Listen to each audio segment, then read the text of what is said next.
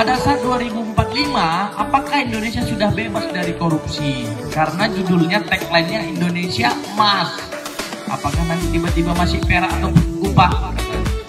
Jadi arti dari Indonesia Emas itu, disitulah kita berjaya, harapan negara kita.